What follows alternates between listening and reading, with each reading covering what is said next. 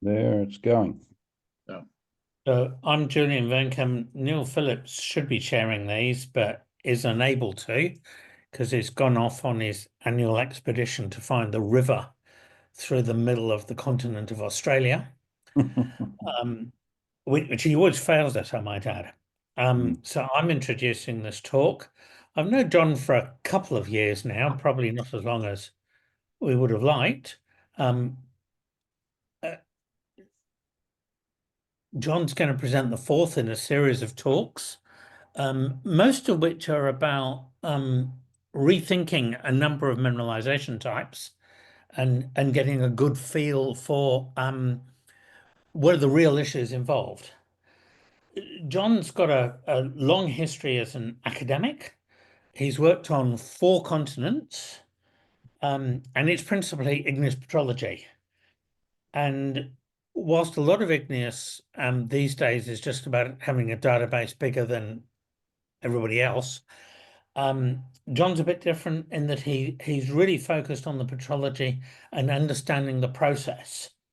I've known him more to do with looking at just the shapes of granites. And tonight he's going to talk about porphyry copper gold. I do observe that the University of Stellenbosch, which is where John is these days as a eminent retired professor, is the university furthest on the planet from any conventional porphyry copper gold deposit. Yeah, so that must make him the expert. Over to you, John. Okay, thanks, Julian. I'm going to black myself out now. Thanks for the introduction. And that's good to know that we're the furthest from any porphyry copper deposit. I'll keep that in mind. Right, so I've blanked my video. Get rid of these nuisanceable floating controls from my screen. So you can see the title there. It may be not the title that's advertised, but that is the title.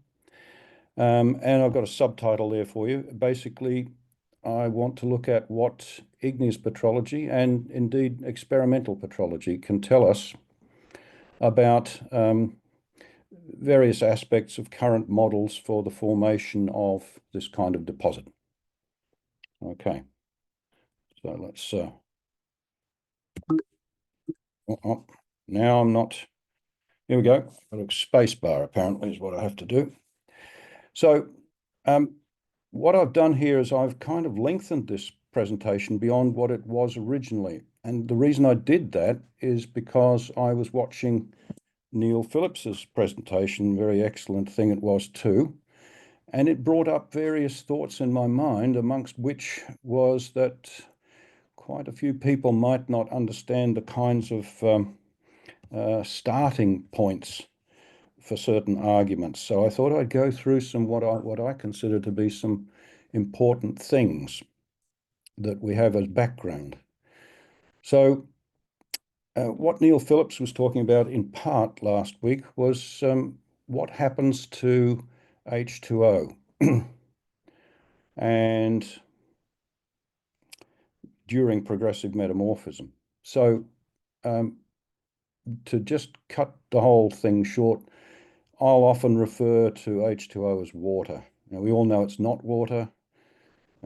Under most of the geological conditions that we're talking about, it's a supercritical fluid, and it might have other components, but I'm going to refer to it as H2O or water as the mood takes me. So forgive me for that. It's a colloquialism, but it's useful sometimes.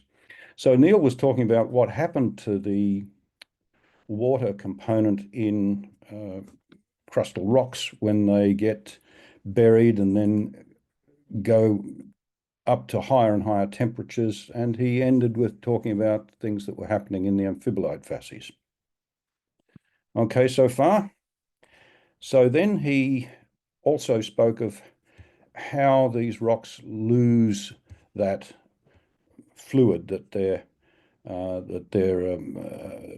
mainly H2O, but they're losing whatever volatile components progressively as the temperature rises during metamorphism. And there's a little bit of talk about the puzzle of how that happens, but let's just step that aside. We did talk about that too. But he also pointed out, rather interestingly, that as these rocks are losing their hydrous component during progressive metamorphism, they're actually losing gold at the same time. It's migrating out in the hydrothermal fluids, coming out principally along fractures, of course. It doesn't move any long distance, it's got to move up fractures. So that's just an interesting aside. So we're losing that gold, where's it going to? We haven't discussed that, and I'm not going to.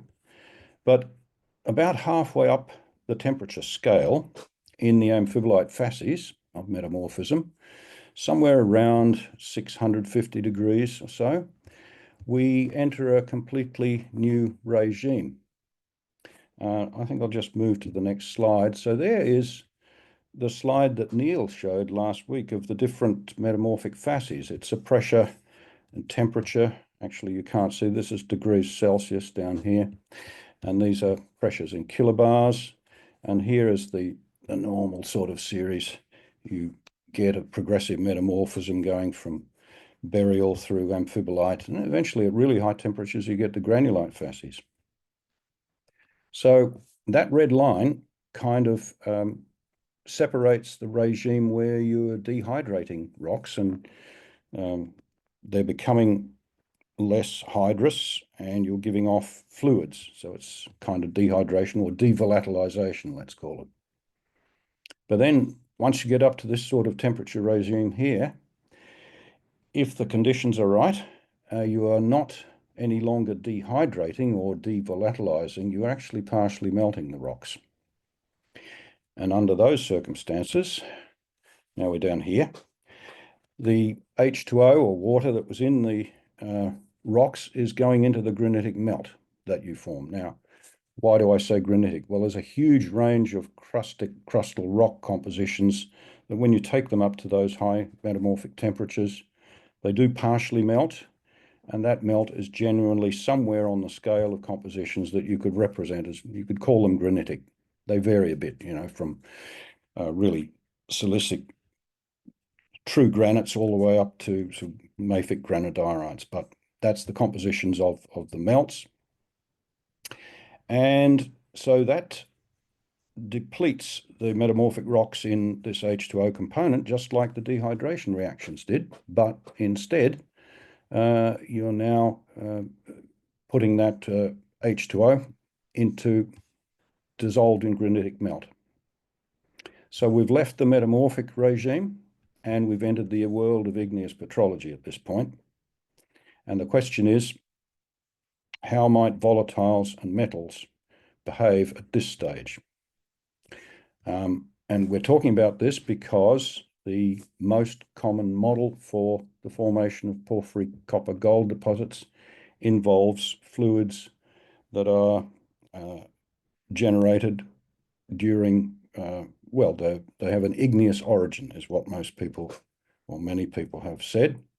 And so we need to look at that, and that's what I propose to do here from an igneous petrology and experimental petrology point of view. So the granitic melts do not stay in the sources.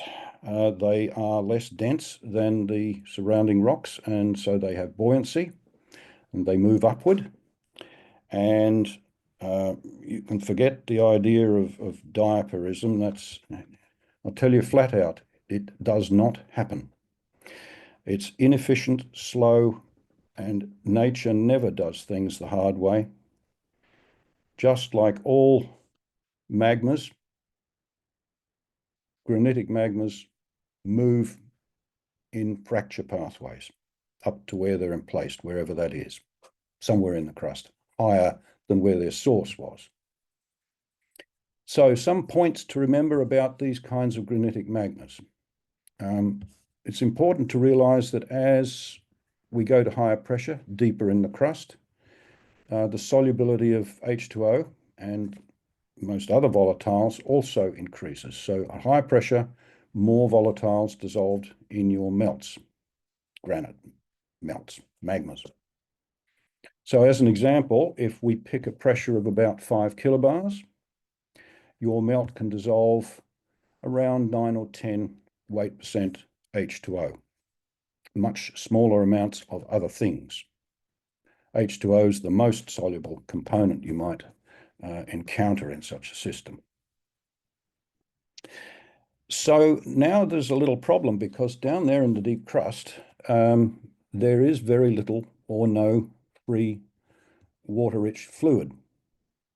And that was mentioned last week by Neil. It's the truth. Under normal circumstances, there's very little of that.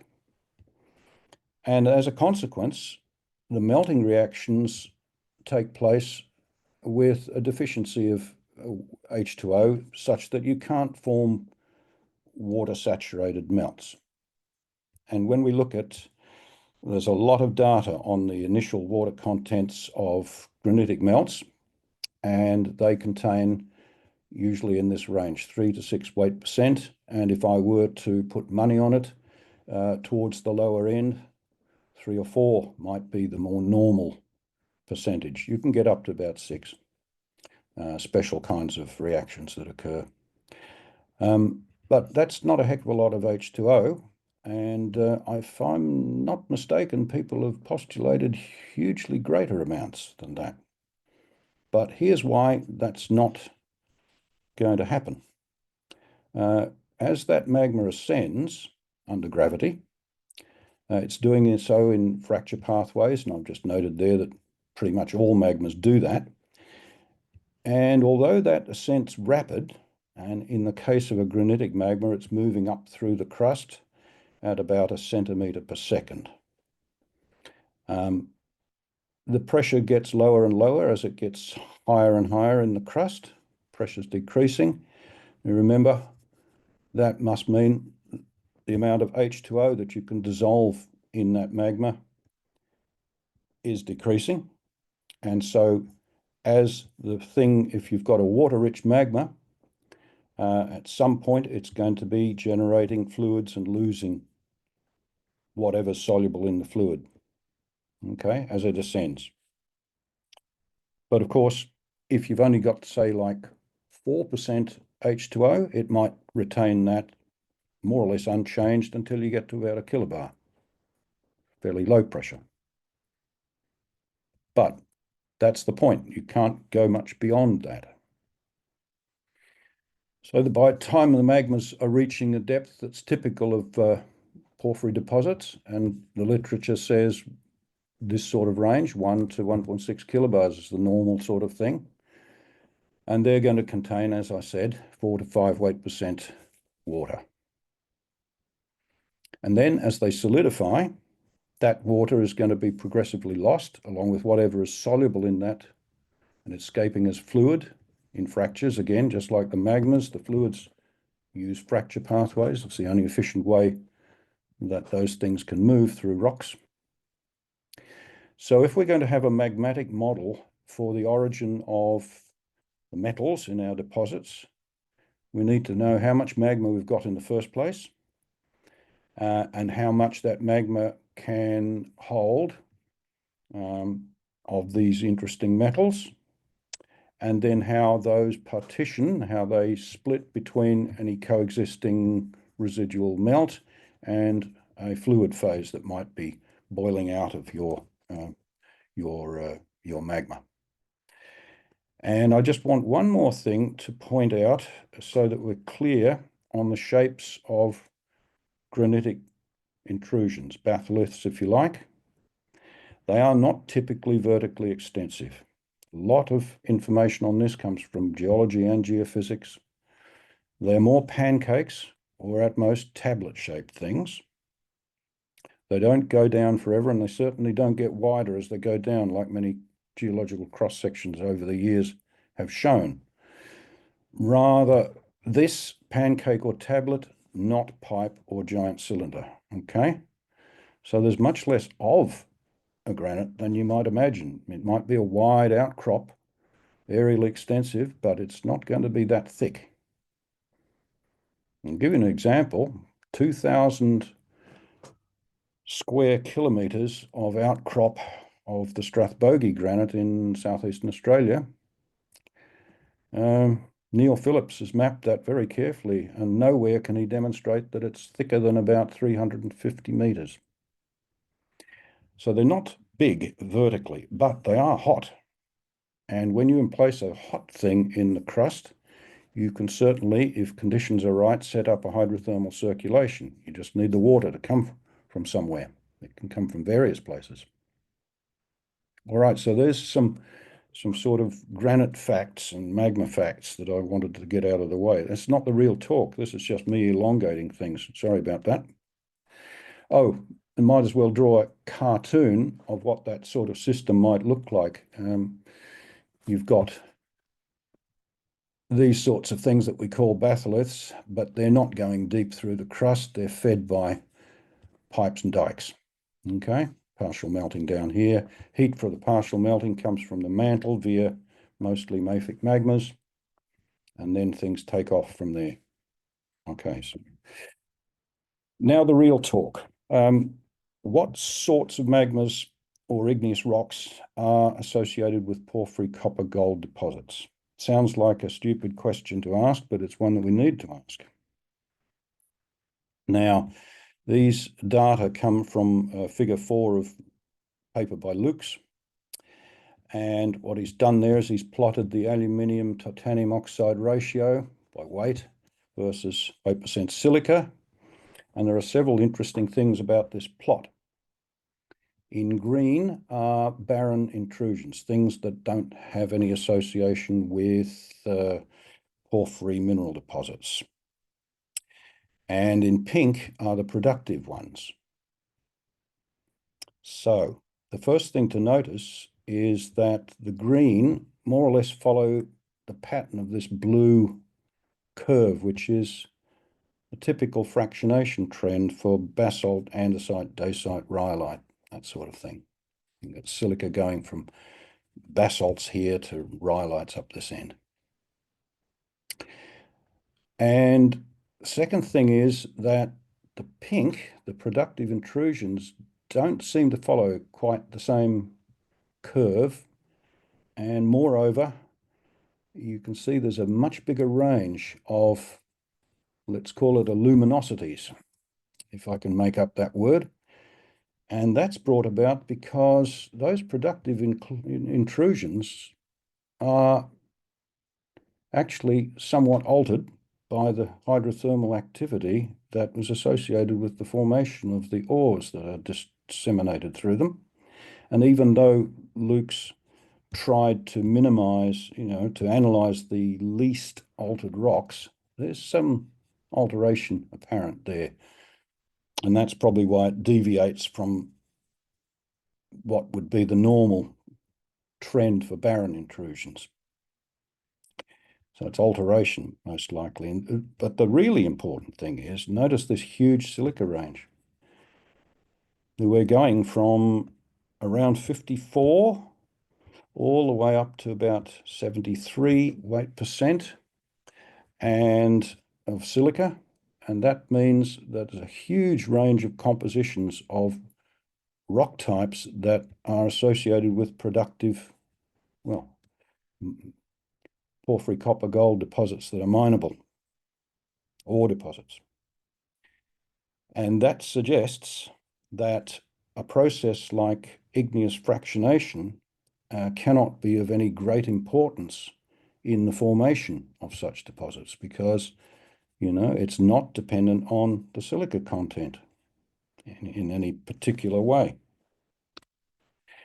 The second thing that we can look at is these deposits are always known as porphyries. And the original reason, is, of course, was because many were associated with porphyritic igneous rocks. So you had phenocrysts, large crystals, in a finer grained ground mass. And so that was somehow considered important. It was such a consistent thing that it was considered important for the formation of those deposits. I know a lot of people try and argue, oh no, it's not called porphyry because of that anymore. It's because of the disseminated nature of the of the chalcopyrite. Correct pronunciation, chalcopyrite. Take note, please. Chalkos in Greek.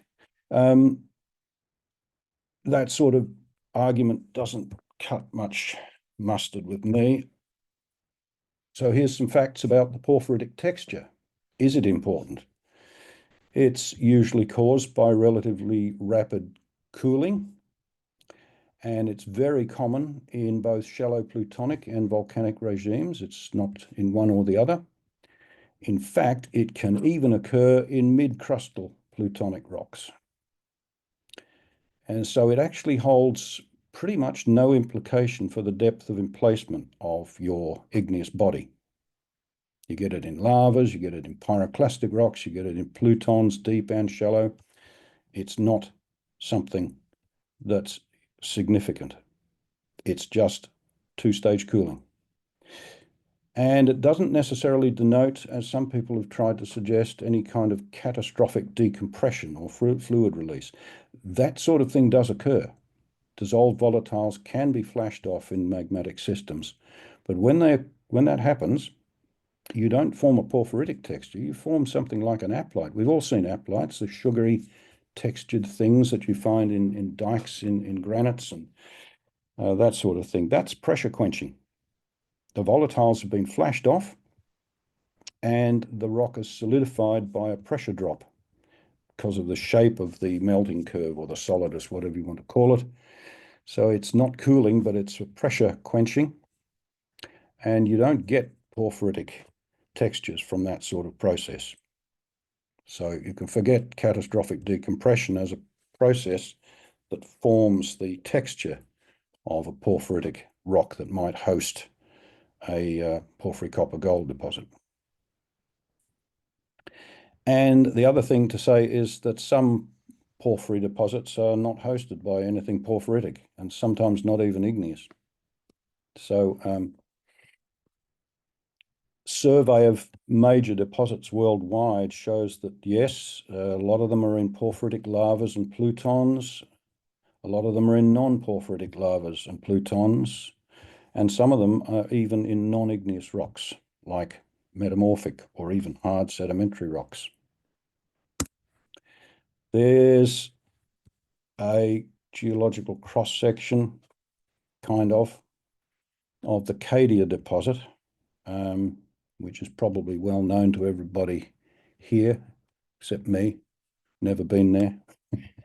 And if this is too small to read, but the takeaway message is that if you look at the rock types that host the mineralization, there's a whole variety of volcanic, plutonic, and metasedimentary hosts. And they're just a gratuitous stitch panorama of the deposit mined out, or at least operations ceased. Okay, so the takeaway message is there. Lots of different rock types can host this kind of mineralization. Doesn't have to be a porphyritic igneous rock. So, can be any hard rock, essentially. Most commonly igneous, because they're most commonly really nice and hard.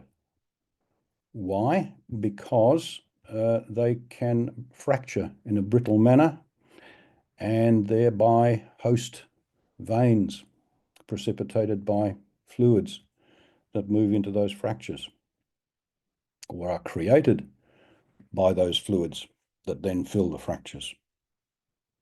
So the word porphyry is even used. I've seen, this is my own observation, you can contradict me if I'm wrong, but I've actually seen papers where not only is the word porphyry used for that deposit, but it's the texture of the host rock isn't even described, so we wouldn't know if it was a porphyry or not. Interesting observation, several porphyry provinces occur in linear ore fields. So that suggests there's some common structural feature that's controlling their occurrence, both the intrusions that are the common hosts and as preferential directions for fluid flow, fluid conduits, mineralizing fluids. And in many cases, the mineralization extends into the country rocks. So you get some other kinds of deposits which are listed there. Don't want to labor that, but there they are. You get all those things. And now comes the question, are these deposits igneous? That's one of the questions. Now, I came across literature in which a number of Asian and Australian porphyry deposits contain quartz in veins that form part of what's been called unidirectional solidification textures in these veins. And they've been inferred to be precipitated by magma. One of the reasons they've been inferred to be precipitated by magma is that people have done titanium and quartz thermometry, and the result from this particular paper that I'm referring to, I've referenced it later on, you get something between 590 and 770 degrees Celsius. Okay, so that's the range of temperatures that you get for the quartz in those veins.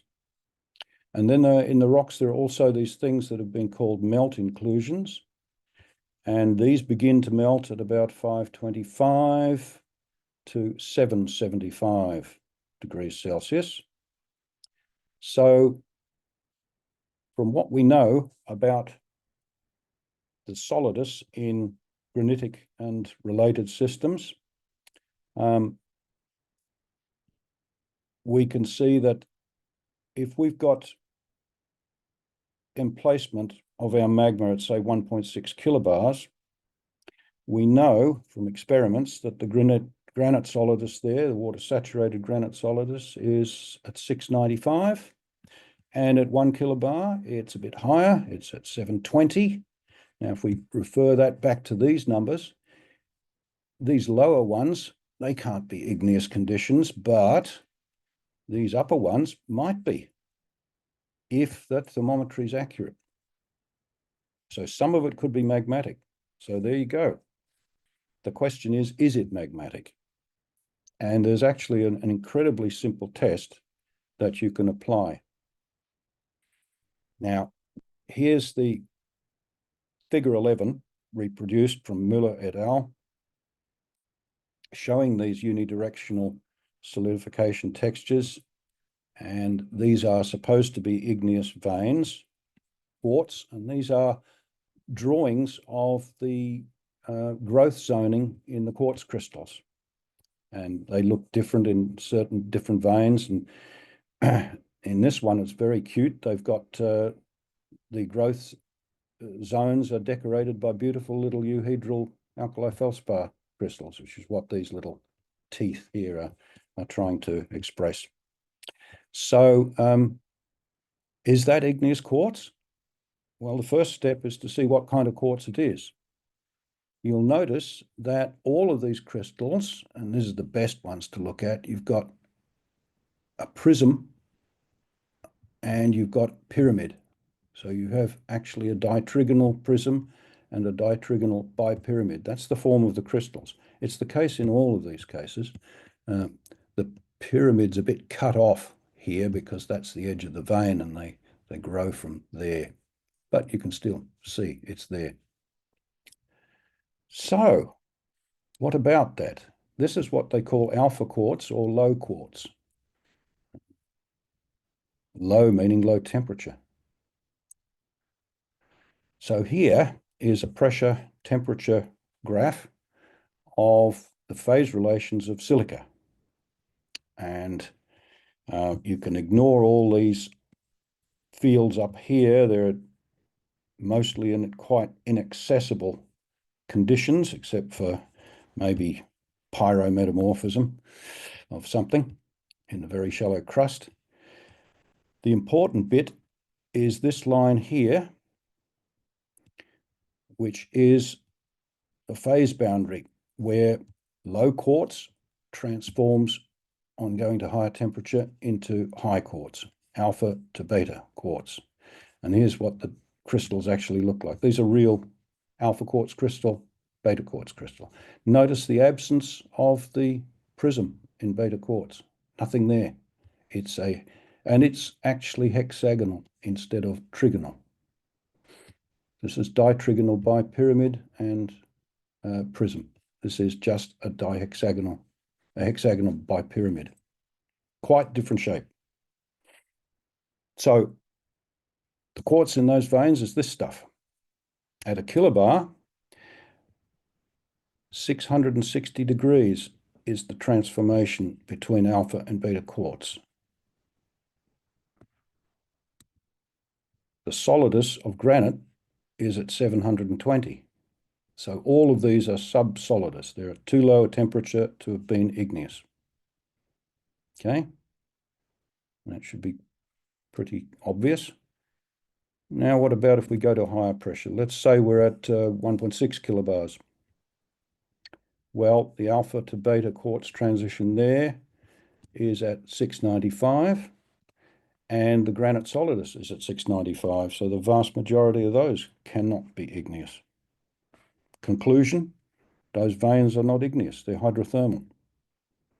What does that mean for titanium in quartz barometry? Thermometry, I mean. It means it's probably not giving accurate results.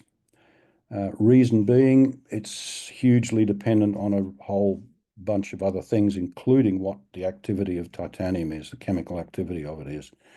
And you can't just assume it's 0.6 or 0.8 or whatever you want. You have to actually have a control on it. So it's probably erroneous in part. And then you're going to tell me, well, what about those, let's go back. What about those melt inclusions that are giving high temperatures as well for microthermometry? Well, they're probably not melt in the sense we think of as silicate melt. They're most likely they're some sort of hypersaline composition with dissolved silicate in it. Don't know, they haven't been analysed. All right, so let's move on.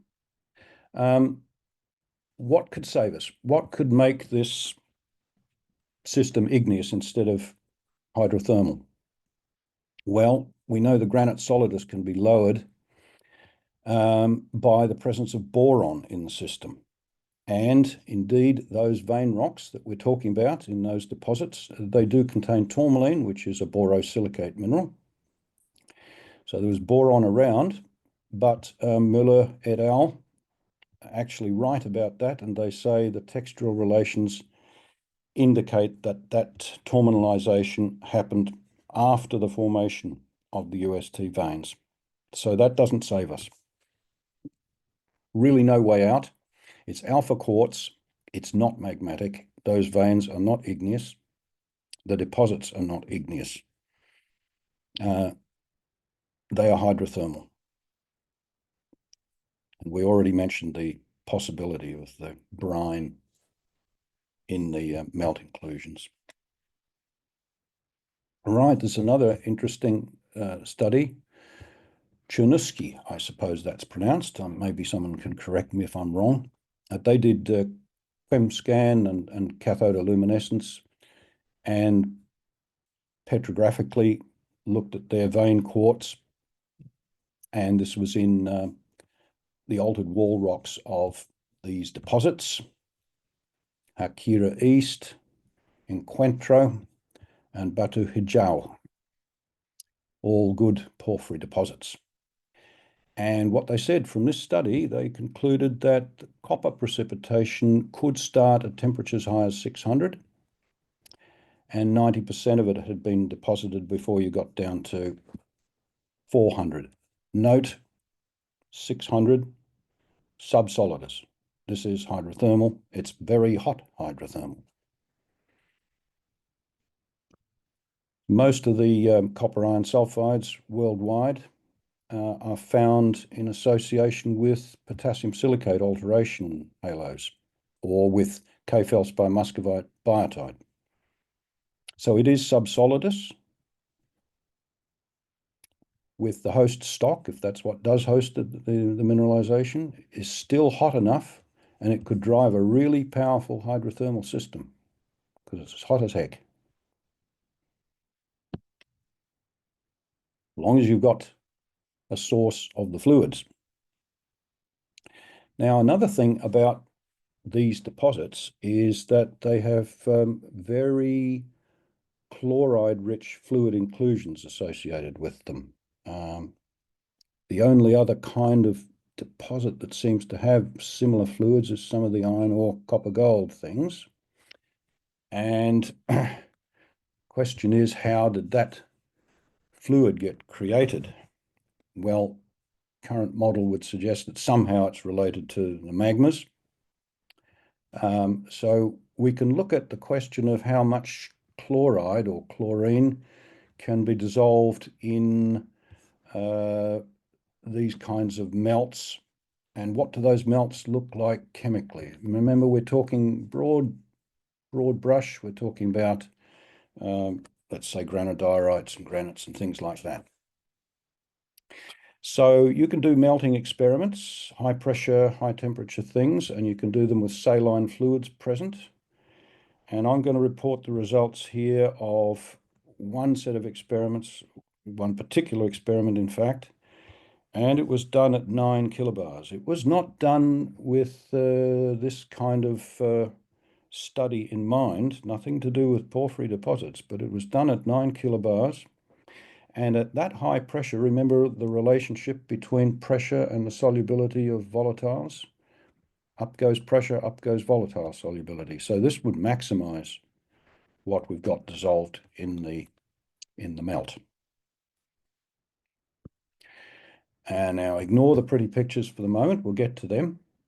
This experiment started with a metatonalite. Important thing is the concentration of sodium chloride in the fluid. We managed to get 37.6 weight% in there. We couldn't get higher because there's a problem with an unrecognized problem with the volume of mixing between H2O and NaCl. And every time you try and get higher than that, it explodes the capsule. Gold capsules, this kind of pressure vessel, as I said, near 9 kilobars, temperature of 750, and the run lasted 125 hours. What came out was vesicular white glass. That's the melt. It's the silicate melt, and we analyzed that, and it had 0.61 weight% of chlorine in it. So this is the stuff that was in equilibrium with a fluid with 37.6 weight% NaCl. And this parameter here is a measure of how much excess alumina the melt contains, over and above what you'd need to crystallize feldspars. And it's 1.34, which is really high. So it's very strongly peraluminous, and it's got this much chlorine dissolved in it as chloride. There are some other minerals, minor amounts. It's mostly this vesicular white glass. No, it was white because essentially all the iron had been leached out into the fluid. So now we come to what's in the fluid, and that's these pictures here. These are the solid products that quenched when the run was cooled from the fluid phase. There's quenched from the fluid phase. You've got halite crystals, lots of lovely cubic salt crystals. You've got little spheroids, same here, of silica, opaline silica. So there's a lot of dissolved silica in the liquid, in the fluid, sorry. There are some other minor components like little tiny crystals of an amphibole coated with the opaline silica. And this is interesting. These are iron chloride, which we assume are ferric iron chloride. We'll see why we think that in a moment. So it'd be molybdite if it was a mineral. So that's precipitated from the fluid. And the reason we think it's molybdite, ferric chloride, is because the rest of the fluid that was left over, because the water-rich part of it was still something you could pour out of the capsule, when you puncture the capsule, it's orange, and it's rich in ferric iron. So yeah, that's where the iron went, got leached out of the starting material, went into the fluid, precipitated as iron chloride. So, but this is the really important number right here. How much chlorine was in the melt and how much could be carried, therefore, to a higher place in the crust and precipitated as an intrusion of whatever, a porphyritic one. Oh, this is just a graph that shows you where some of the elements ended up. Up here, things were in the melt, alkalis and silica, just, and things in the fluid, alumina, strangely enough, ferric iron, calcium all went into the fluid, and then in the crystals you had things like titanium and magnesium. But that's not very important, it's just a curiosity. So, how much chlorine in melts in the natural world? Remember that experiment said 0.61, and it took pressure of 9 kilobars to get that far. So here's some actual data from this paper here, and these are modified figures 3 and 4 from those guys. And, well, let's take that back again. Different localities, and what they've done is these are melt inclusions they've analysed, just like my experiment, but these are natural. There are the water contents, going up to 9 there, and the chlorine contents going from 0 to 0.3 up here. And you can see that most of these are down here, quite low chlorine contents in the melts. But in the green, in the case of the green rocks, you can go almost up to, well, 2.8, something like 0.28, sorry, 0.28 of a weight percent in that melt. And if we go over to here, we can actually see the pressure temperature conditions at which these different rocks were formed. And look at the green. In order to get 9% water and 0.28% chlorine into that, here's the pressure. Now this is in gigapascals. So 27 kilobars. Huge pressure to get that amount of chlorine in there.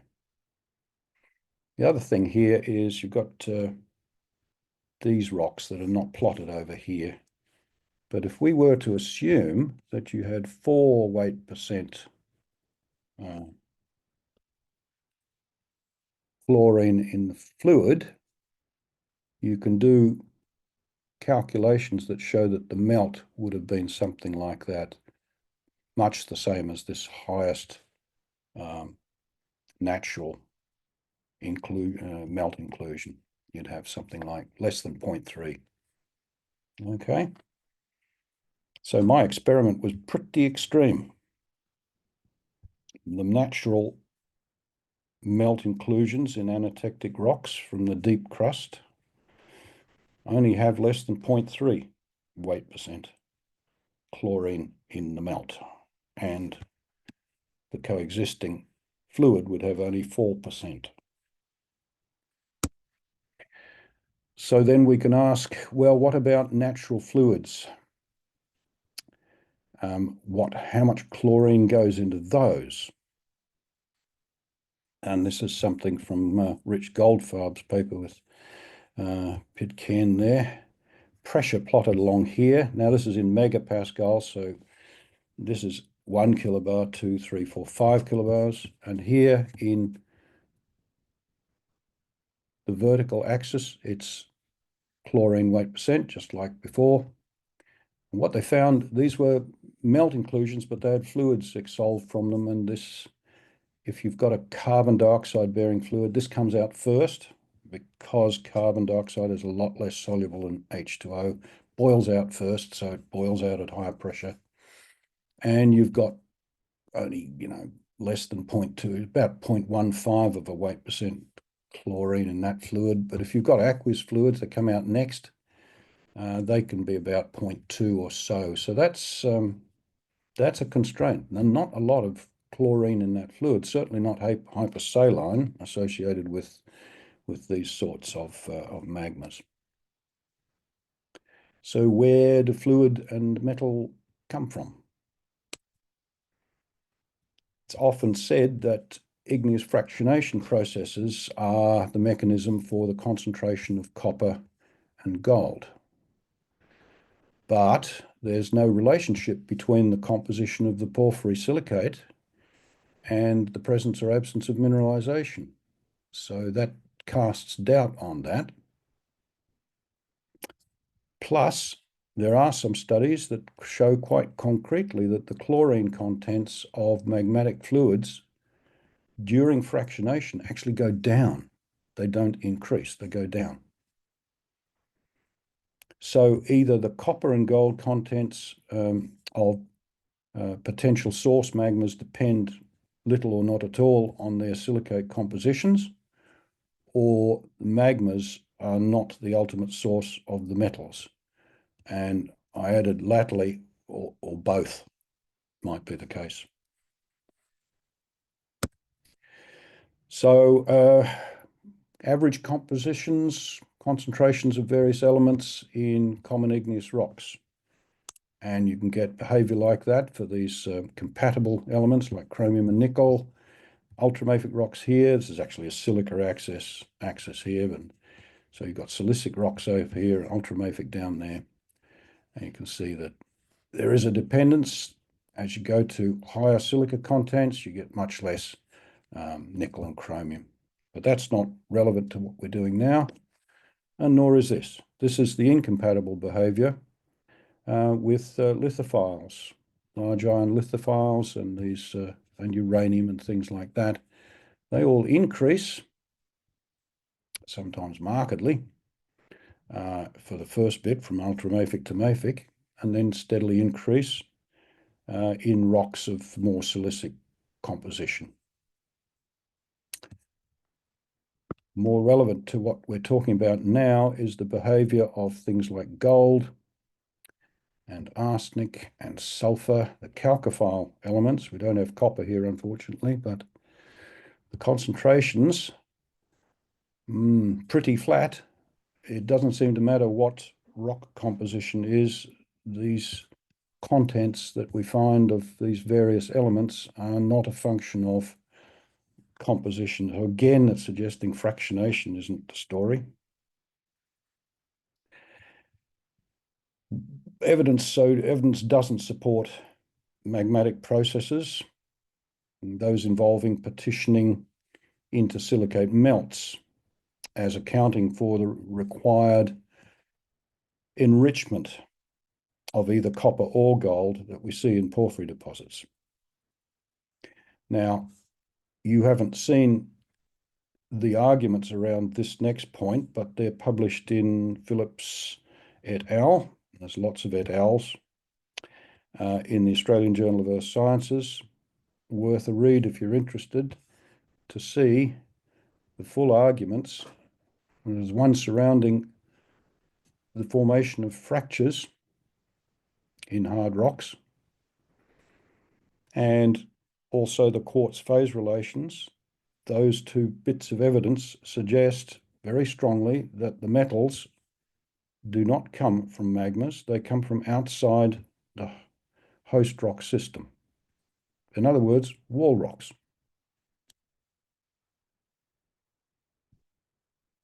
So,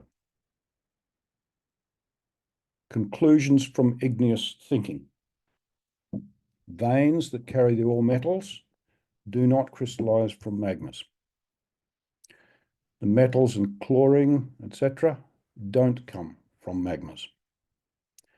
Igneous fractionation will not concentrate the metals of interest. All good things come from the wall rocks. That's a flippant way of suggesting hydrothermal circulation systems are really important in the formation of these things. The host intrusions are important, because they're brittle. Once they're below their solidus, they've crystallized from like 650 degrees or lower. They're crystalline and they're brittle in the shallow crust. They've got very little tensile strength and they can fracture and allow vein formation. And furthermore, because they're still really hot, like we saw, they can form the foci of quite intense hydrothermal systems that are driven by whatever magmatic heat is still left in those intrusions. So I think, if I'm not mistaken, that's the end of my spiel. So thank you for listening. That's all I have to say.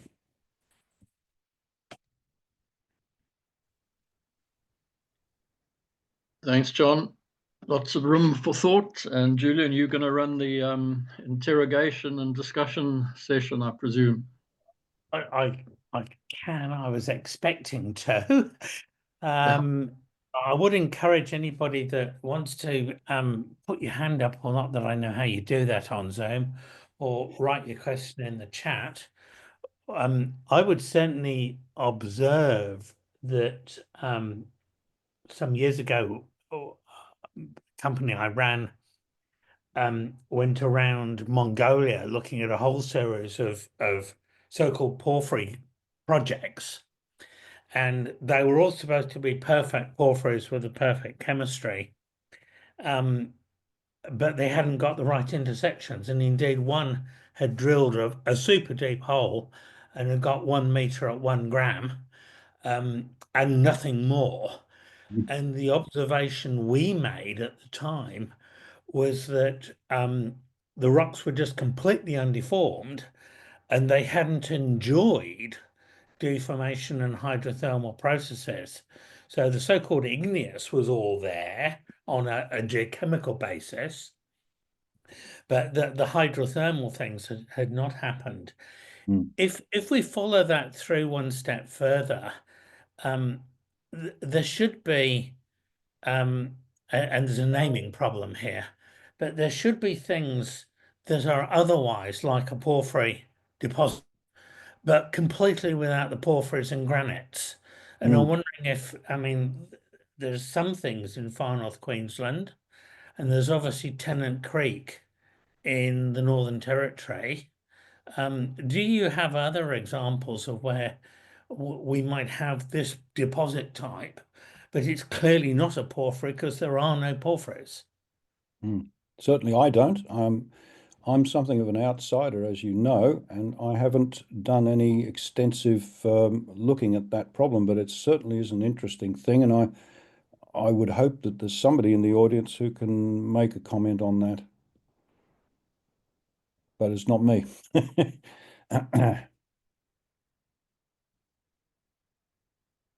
It sounds perfectly logical that there should be such things. Okay. Why not? Other questions or hands up?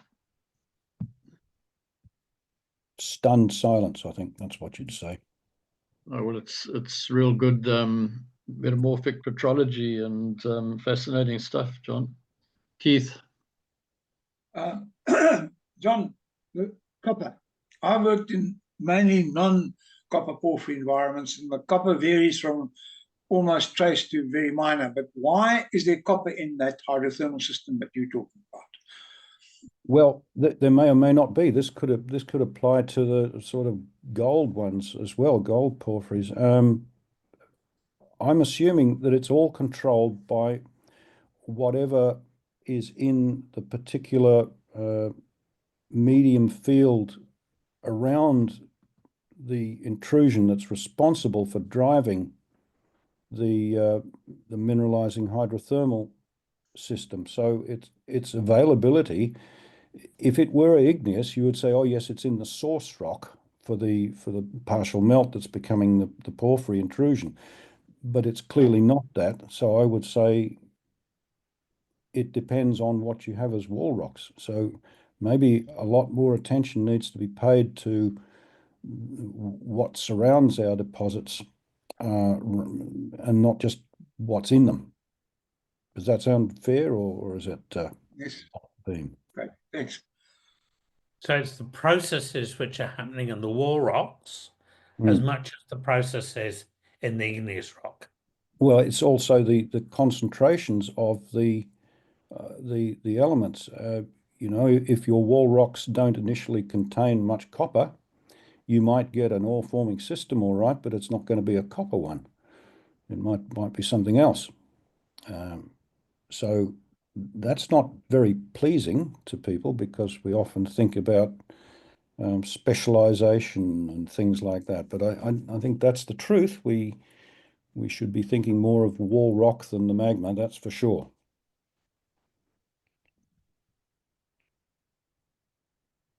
I hope I nobody think we're asks me. begging the audience for questions.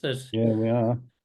I mean, I do understand that the majority of South Africans have perhaps not worked on these systems, or at least not knowingly worked on them. But some of the others around certainly have worked on them through Latin America and Asia.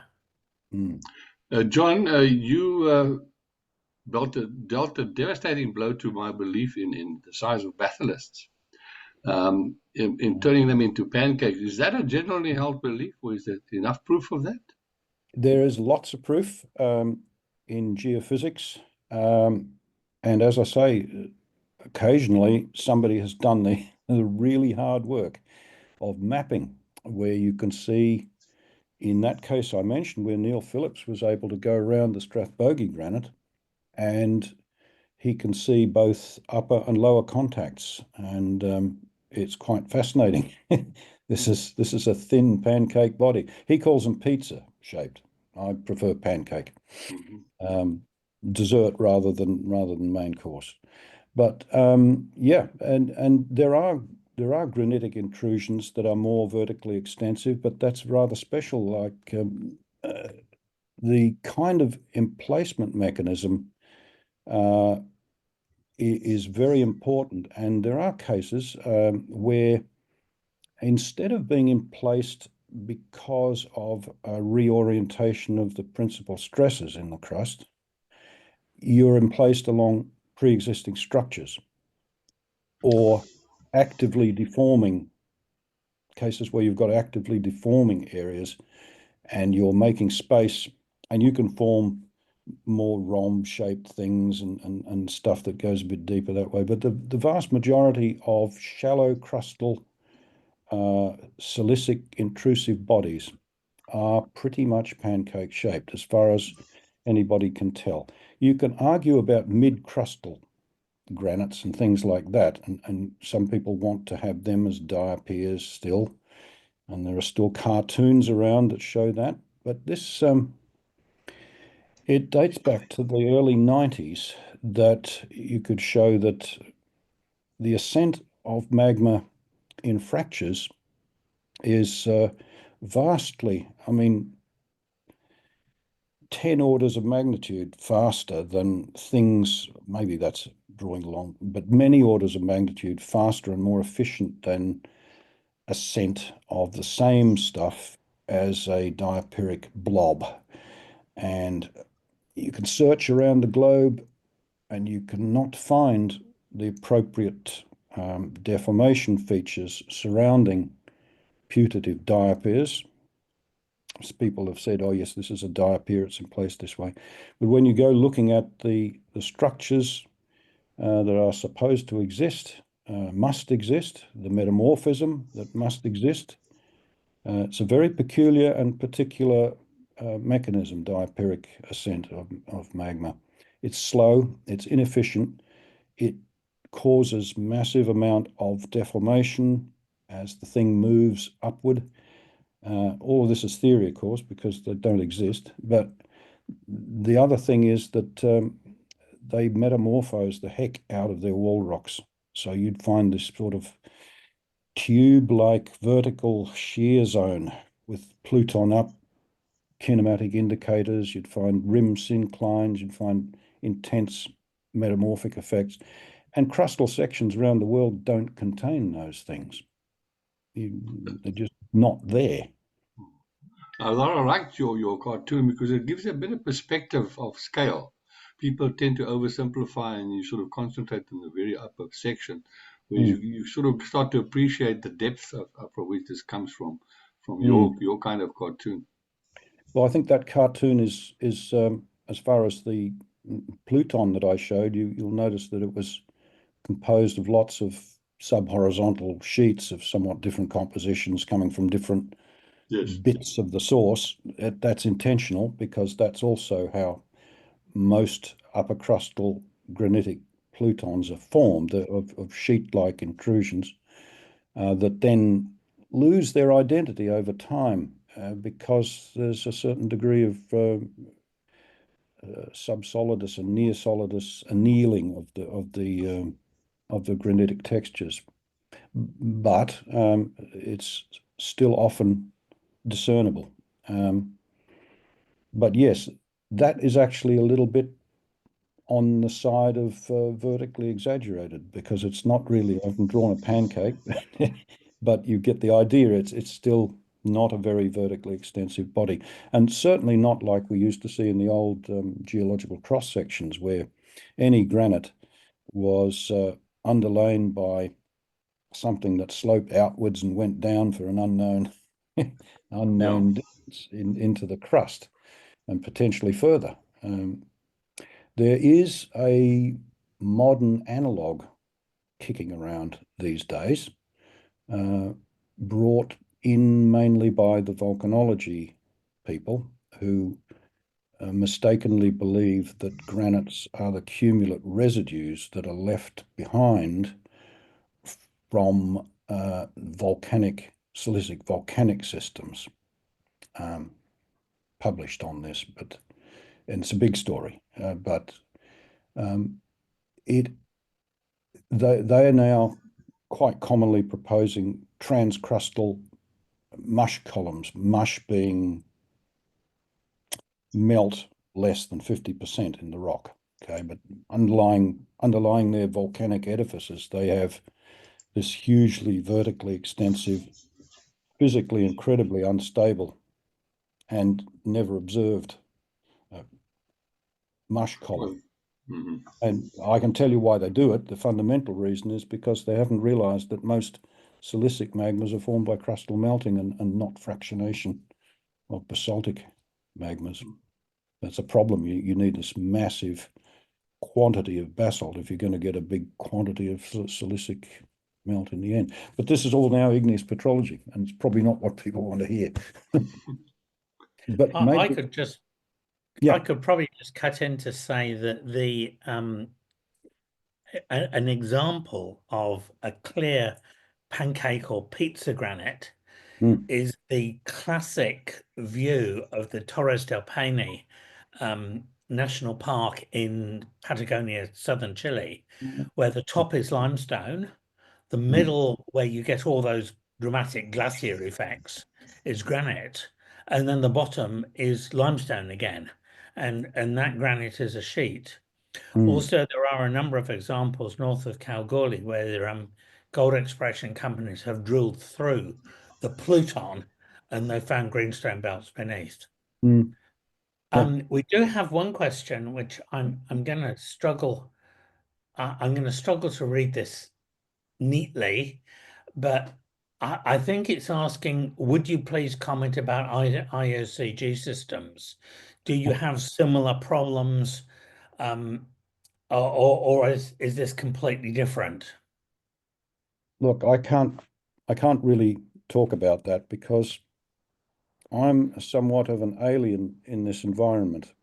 I've only come in to have a look at these porphyry phenomena, and I've honestly never, although I've seen one or two of those deposits, I've never really, I'm not an economic geologist, you see.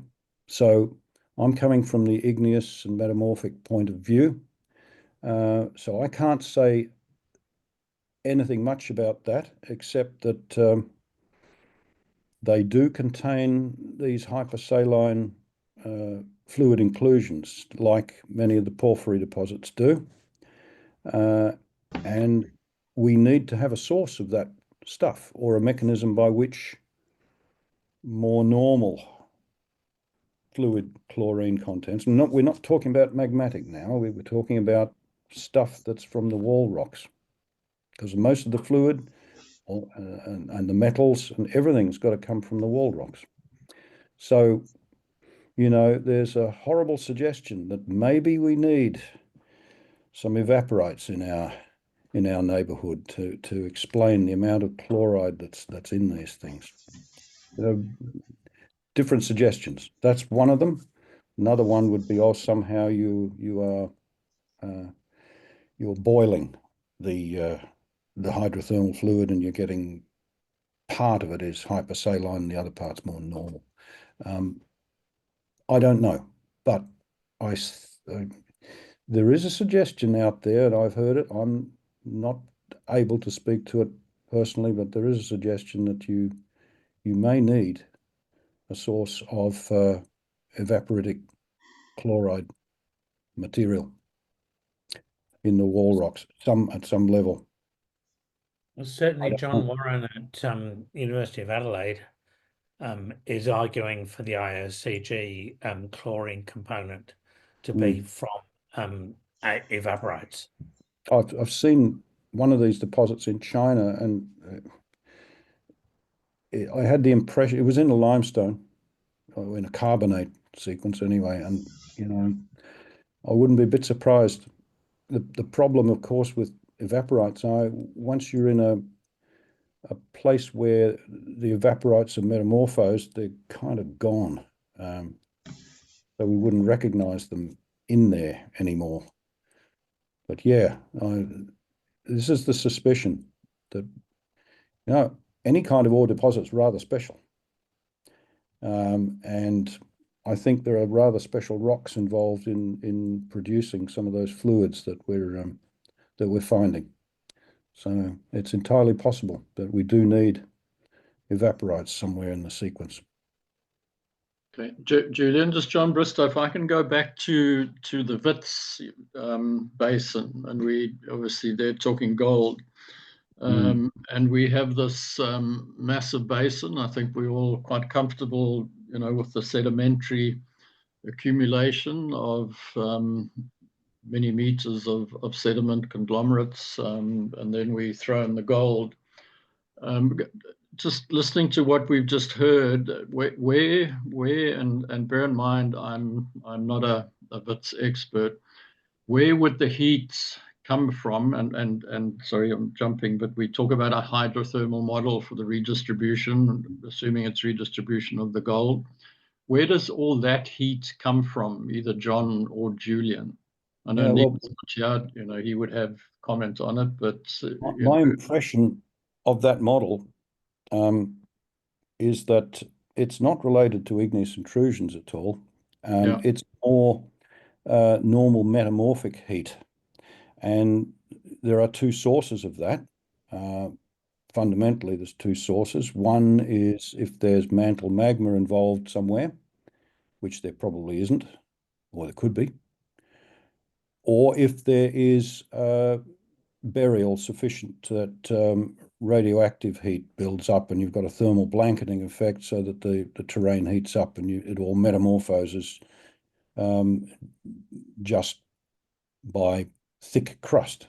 So it's one of those, and you know, maybe there is magma there heating the system, but I think from what I know, and I don't know very much really about Wits, but I've heard that it can't possibly be a single episode of metamorphism or mineralization that's related to the hydrothermal phase of it.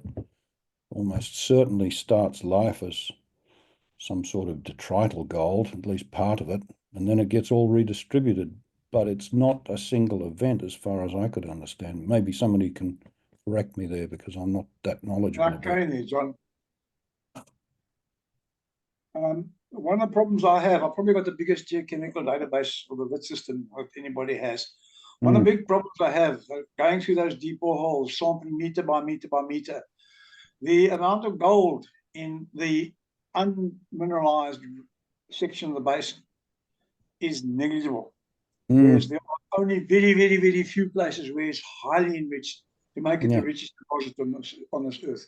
My problem with it has always been is how did that happen? This is what I'm going to try and address when I give my presentation. I'm going to come up with ideas which I might add are going to be off the edge, but there is no ways that this continual argument that's gone on for nearly 40 years in which I've been involved with, or whether it's a placer or a hydrothermal system, with two sides quite evenly distributed, can mean that the models that they are suggesting is correct. Maybe there's something we don't understand. And this is what I'm going to try and address when I give my talk. Some of the newer work that's come out on the WITS is very interesting. And also some of my geochemical databases suggest that this is not a system that is a normal hydrothermal system. And I'll explain that when I give my talk. So you're going to give us a final answer, Keith, and then we can all... No way. What I'm hoping to have is 2,000 PhD students looking at the WITS, if they can find the boreholes. 2,000, So what have you done for your whole career, Keith? I thought you knew what was going on in the WITS I space. spent most of my time arguing with people as to why it's not a placer. That's what I've probably wasted most of my time on. I'm disappointed, Keith. So am I. Okay. Yeah. What more questions? If I could butt in, I mean, a hydrothermal system is created by simple metamorphism. If you keep depositing material, the bottom of the basin is going to be deeper in the crust and it will get metamorphosed. Above all, if you then deform that basin by almost any mechanism, you will be if you deform it by a thickening mechanism, you are again creating metamorphism just from the natural geothermal gradient.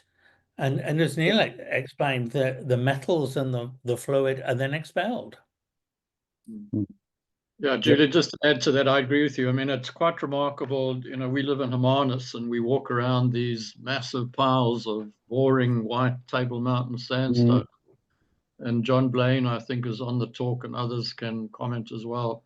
The amount of mineralization, certainly, you know, sweating out of the silica and the veining and the manganese and the stuff that's run through this huge system is truly remarkable once you start looking at it a bit more carefully than just the white layers of white sandstone. And I guess that the depth factor and what you're talking about is very much part of this ultimate. John, that's a extremely good point to make. I've got a bucket list as I get older that I'd love to see addressed. And one of the things we did in Peru was we developed this method of stream sediment sampling in the Andes called fine fraction total gold, where we actually did not lose the water when we were sampling the streams. We actually put a flocculant in to separate every particle out before we discarded the water when we were taking stream sediment samples. The natural result of that was that we enriched the gold in the sample from low ppb into grams per ton, which is an amazing process that we developed.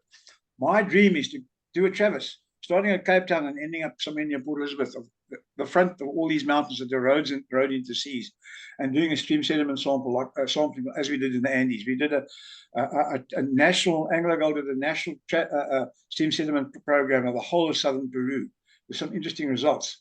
I'd like to try that on the Cape Fold Belt. Well, Keith, I mean, you will know better than me. I mean, there's some very fascinating, gold adits and, supposed showings of gold across the length of the TMS. There's a good one in East London, a really good one, which we looked at way back in the 80s. Yeah. Okay. More questions, then we can start wrapping up. Anyone else? Okay, well, thanks everyone. It's been another fantastic presentation with, again, lots of food for thought, and we really appreciate your contribution, John, and we look forward to the next presentation, which is going to be by Bjorn van der Heyden. Just all please bear in mind that talk is going to start a bit later. It'll be part of our normal monthly breakfast that we have down here in the Overberg. So just put that in your calendars. But thanks very much. Julian, do you want to round off and just have Look, your I comment? think we should thank John and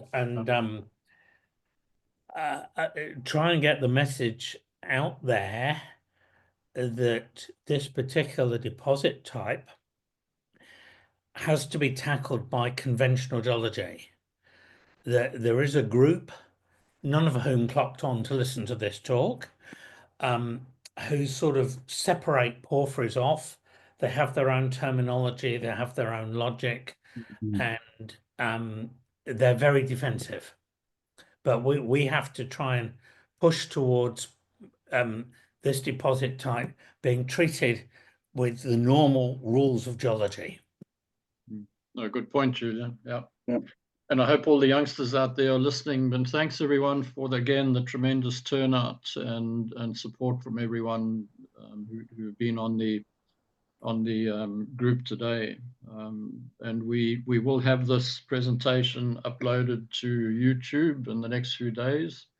And there we need to thank Nolene Pauls of the GSSA for her contribution, but it'll be available quite soon, and then you can take it away and digest it or pass it on to your colleagues. So thanks everyone. Enjoy the rest of your evening or day, depending which side of the globe you are. And thanks, John, and thanks, Julian. Thank you. Thank you. Good night. All right. Bye now. Bye. Cheers.